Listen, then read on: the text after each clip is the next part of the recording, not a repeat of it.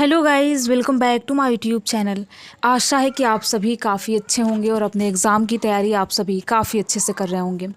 आज का ये वीडियो बहुत ही ज़्यादा इम्पॉर्टेंट है। अगर आप किसी भी प्रतियोगी एग्ज़ाम की तैयारी करते हो या फिर अगर आपका हाल ही फ़िलहाल कोई भी एग्ज़ाम हो तो आप इस वीडियो को देख सकते हैं। आज के इस वीडियो में 26 अक्टूबर 2025 के दिन का मोस्ट इंपॉर्टेंट प्रश्न देखेंगे, जहां से एग्जाम में प्रश्न पूछे जाने की संभावनाएं बनती हैं। उन प्रश्नों को आज के इस वीडियो में कवर करेंगे। तो कंप्लीट वीडियो आपके लिए बहुत ही ज़्यादा इंपॉर्टेंट रहने वाला है। आप इस वीडियो को अंत तक ज़रूर देखिएगा और देखने के साथ साथ अपने यार दोस्त मित्र को भी शेयर कीजिएगा। साथ ही साथ देखिए, अगर आपको इस वीडियो का PDF चाहिए रिविजन के लिए तो हमें कमेंट बॉक्स में बता सकते हैं। तो चलिए एक बार हम वीडियो का फॉर्मेट देख लेते हैं। पहले इंपॉर्टेंट डे और थीम देखेंगे, इसके बाद नेशनल और इंटरनेशनल अफेयर देखेंगे। अगर खेल जगत से कोई इंपॉर्टेंट प्रश्न बनता है जो कि एग्जाम में पूछा जा सकता है तो उसको भी आज के इस वीडियो में कवर करेंगे। तो कंप्लीट वीडियो आपके लिए बहुत ज़्यादा इंपॉर्टेंट रहने वाला है। आप इस वीडियो को अंत तक जरूर देखिएगा। तो चलिए पहला प्रश्न देखते हैं। पहला प्रश्न है कि विलय दिवस कब मनाया जाता है। इसमें आपको ये बताना है विलय दिवस मतलब कि जम्मू और कश्मीर का भारतीय संघ का हिस्सा बनना, इसे विलय कहा जाता है। तो ये विलय दिवस कब मनाया जाता है आपको बताना है। अगर आपको पता हो तो कमेंट बॉक्स में बता सकते हैं। विलय दिवस कब मनाया जाता है। पहला ऑप्शन है 24 अक्टूबर, बी ऑप्शन है 25 अक्टूबर, सी ऑप्शन है 26 अक्टूबर, डी ऑप्शन है इनमें से कोई नहीं। काफ़ी इंपॉर्टेंट प्रश्न है, आपको याद रखना है। विलय दिवस प्रत्येक 26 अक्टूबर को सेलिब्रेट किया जाता है। ठीक है, प्रत्येक 26 अक्टूबर को विलय दिवस सेलिब्रेट किया जाता है, क्योंकि 26 अक्टूबर 1947 को महाराजा हरि सिंह ने विलय पत्र पर हस्ताक्षर किए थे, जिसके बाद जम्मू और कश्मीर भारतीय संघ का हिस्सा बन गया, जिसे विलय दिवस के रूप में जम्मू और कश्मीर में मनाया जाता है। तो आप याद रखेंगे, सी ऑप्शन सही है। चलिए आगे बढ़ते हैं, अगला प्रश्न देखते हैं। हाल ही के अध्ययन के अनुसार किन दो देशों में दुनिया में सबसे खराब इंटरनेट स्वतंत्रता है। आपको बताना है। फ्रीडम हाउस की रिपोर्ट के अनुसार, जो हाल ही में प्रकाशित किया गया है, इसके अनुसार दुनिया में सबसे खराब इंटरनेट स्वतंत्रता किसके पास है, किन दो देशों के पास है। पहला ऑप्शन है म्यांमार और चीन, बी ऑप्शन है भूटान और नेपाल, सी ऑप्शन है चीन और बांग्लादेश, डी ऑप्शन है म्यांमार और श्रीलंका। ठीक है, तो आपको बताना है कि दुनिया का सबसे खराब इंटरनेट स्वतंत्रता किसके पास है। तो ये म्यांमार और चीन के पास है, यानी म्यांमार और चाइना के पास है दुनिया का सबसे खराब इंटरनेट स्वतंत्रता, यानी कि ए ऑप्शन सही है। आप याद रखेंगे। तो फ्रीडम हाउस की रिपोर्ट के अनुसार दोनों देश अब सबसे खराब इंटरनेट स्वतंत्रता के लिए बराबरी पे हैं, इसलिए दुनिया में सबसे खराब इंटरनेट स्वतंत्रता म्यांमार और चीन की है, क्योंकि ये दोनों देश एक दूसरे के बराबरी पर हैं। ठीक है, तो ए ऑप्शन सही है, आप याद रखेंगे। ठीक है, चलिए आगे बढ़ते हैं, अगला प्रश्न देखते हैं। विवेक देवराय समिति निम्नलिखित में से किससे संबंधित थी। इसमें आपको बताना है विवेक देवराय समिति किससे संबंधित है। पहला ऑप्शन है सड़क सुरक्षा, बी ऑप्शन है भारतीय रेलवे, सी ऑप्शन है वित्तीय समावेशन, डी ऑप्शन है पर्यावरण संरक्षण। तो आपको याद रखना है विवेक देवराय समिति जो है ये रेलवे से संबंधित है, यानी कि रेलवे में सुधार के लिए विवेक देवराय समिति का गठन किया गया था 2014 में। तो आप याद रखेंगे भारतीय रेलवे से विवेक देवराय समिति संबंधित है, यानी कि बी ऑप्शन सही है। चलिए अगला प्रश्न देखते हैं। कौन सा देश 2025-26 के लिए संयुक्त राष्ट्र शांति निर्माण आयोग के पुनः निर्वाचित हुआ है। इसमें आपको उस कंट्री का नाम बताना है जो कि संयुक्त राष्ट्र शांति निर्माण आयोग के लिए पुनः निर्वाचित किया गया है।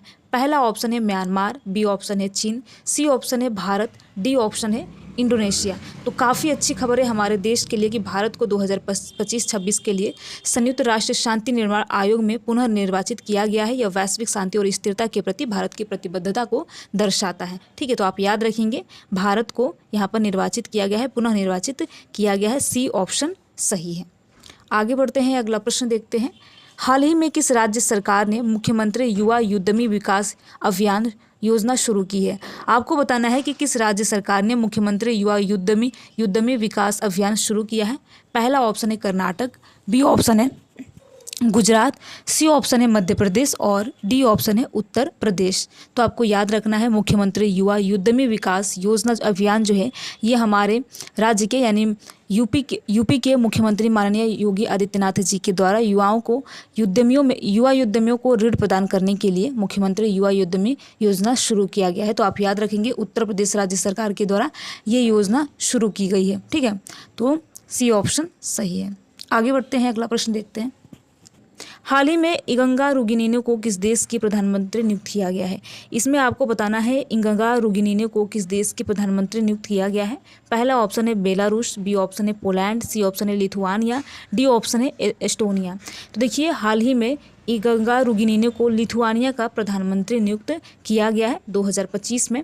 इन्हें हाल ही में प्रधानमंत्री नियुक्त किया गया है किस कंट्री का? तो लिथुआनिया का। आप याद रखेंगे इंगंगा रुगिनिनो, ठीक है, इंगंगा रुगिनिनो को लिथुआनिया का प्रधानमंत्री नियुक्त किया गया है। सी ऑप्शन सही है। चलिए आगे बढ़ते हैं, अगला प्रश्न देखते हैं। सुल्तानपुर नेशनल पार्क किस राज्य में स्थित है? इसमें आपको ये बताना है कि सुल्तानपुर नेशनल पार्क किस राज्य में स्थित है।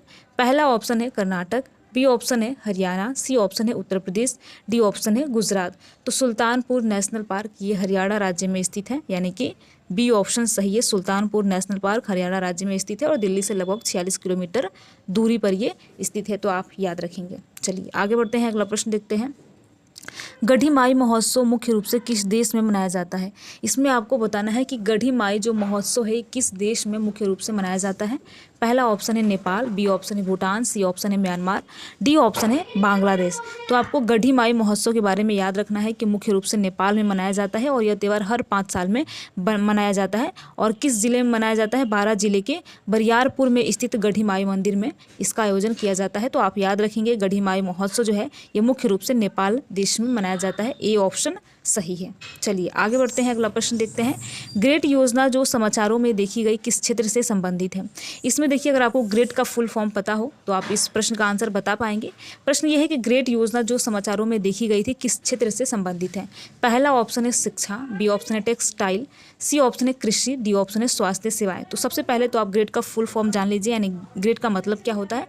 Grant for research and entrepreneurship और cross inspiring innovation in technical textile, यानी कि टेक्सटाइल आप देख सकते हैं कि इसमें आ गया। तो ग्रेट योजना जो है ये टेक्सटाइल क्षेत्र से संबंधित है, यानी कि बी ऑप्शन सही है, कपड़ा क्षेत्र से संबंधित है। बी ऑप्शन सही है। चलिए आगे बढ़ते हैं, अगला प्रश्न देखते हैं। जॉन महामा को किस देश के राष्ट्रपति के रूप में नियुक्त किया गया है? इसमें आपको ये बताना है कि जॉन महामा को किस देश के राष्ट्रपति के रूप में नियुक्त किया गया है। पहला ऑप्शन है केन्या, बी ऑप्शन है नाइजीरिया, सी ऑप्शन है युगांडा, डी ऑप्शन है घाना। तो जॉन महामा को घाना का यहाँ पर राष्ट्रपति नियुक्त किया गया है। 2024 दिसंबर 2024 में इन्हें घाना का राष्ट्रपति नियुक्त किया गया था। उन्होंने 7 जनवरी 2025 को अपने पद की शपथ ली। ठीक है, तो इंपॉर्टेंट प्रश्न है और ऐसे प्रश्न एग्जाम में पूछे जा सकते हैं, तो आपको याद रखना है 7 जनवरी 2025 को इन्होंने अपनी शपथ ग्रहण की है। जॉन महामा जो कि घाना के राष्ट्रपति हैं। ठीक है, तो डी ऑप्शन सही है। इस प्रकार देखिए कुल मिलाकर हमने 10 इंपॉर्टेंट प्रश्न देखा और ये वे प्रश्न है जहाँ से एग्जाम में प्रश्न पूछे जाने की भी संभावनाएं बनती हैं। तो अगर आपको इस वीडियो का PDF चाहिए तो हमें कमेंट बॉक्स में बता सकते हैं। वीडियो कैसा लगा एक बार ज़रूर बताएं। अगर आप वीडियो में किसी भी प्रकार का कोई सुधार चाहते हैं तो कमेंट बॉक्स में हमें बता सकते हैं। अगले वीडियो में उसको प्रयोग करने का प्रयास किया जाएगा। वीडियो में लास्ट तक बने रहने के लिए आप सभी का बहुत बहुत धन्यवाद। अगर आपको ये वीडियो अच्छा लगा हो तो वीडियो को आप लाइक कर सकते हैं और लाइक करने के साथ साथ अपने यार दोस्त मित्र को भी शेयर कर सकते हैं। Thank you.